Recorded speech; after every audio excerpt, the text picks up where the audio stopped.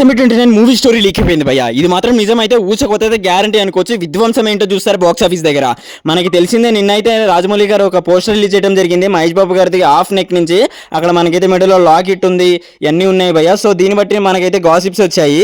ఆ గాసిప్స్ నిజమయ్యే అవకాశం చాలా ఉంది భయ్య. ఎందుకంటే ఇప్పటివరకు అయ్యే షూటింగ్ ఈ లైన్స్ ఏదైతే మనకు ఉన్నారో ఇండస్ట్రీ నుంచి వచ్చిన ఇన్ఫర్మేషన్ ఇది.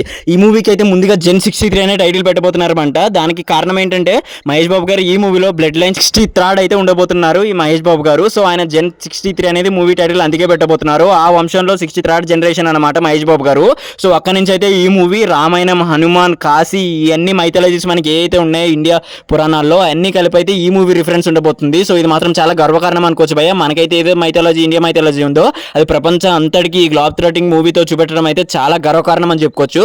సో ఈ మూవీ అలాగే కాకుండా నెక్స్ట్ లెవెల్ గ్లాబ్ థ్రాటింగ్ ఒక 2-3 కంట్రీస్ అయితే మెయిన్ గా మొత్తం అంతా తిరిగేది ఉంటుందంట భయ్య. ఇది మాత్రం నెక్స్ట్ లో అని చెప్పుకోవచ్చు. మెయిన్ గా సౌత్ ఆఫ్రికాలో అయితే చాలా సెట్స్ నిర్మించారని లొకేషన్ హంట్ కూడా చేసి మంచి మంచి లొకేషన్స్ పెట్టారు భయ్య.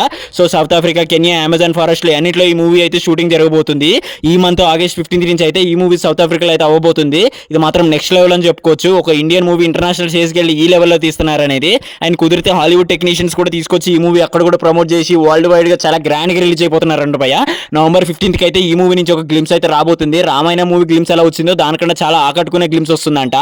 నెక్స్ట్ లెవెల్ ఊచకోత కోయటం గ్యారంటీ భయ్య. ఎందుకంటే ఆ లెవెల్లో ఉంటుంది. ఇప్పటి వరకు ఇండియన్ మూవీలో ఎవరు చూడలేనంత వస్తుంది. మనం బాహుబలికే ఆ రేంజ్ లో హైప్ ఇచ్చి అంత సెన్సేషన్ క్రియేట్ చేసింది. ఇప్పుడు ఇదే గ్లాబ్ థ్రాటింగ్ మూవీ ఇంటర్నేషనల్ చేదంటే మరి ఏ లెవెల్లో ఊచకోతకు వస్తుందో మీ ఊకే వదిలేస్తున్నాను. ఇప్పటికైతే మనకి ఎస్ఎస్ రాజమౌళి గారు అయితే ఈ మూవీ షూటింగ్ అయితే 20% కంప్లీట్ చేయడం జరిగింది భయ్య. ఈ మంత్ తర్వాత మూవీ మెజారిటీ షూటింగ్ ఏదైతే ఉంటుందో అదైతే కంప్లీట్ చేసుకుంటుంది.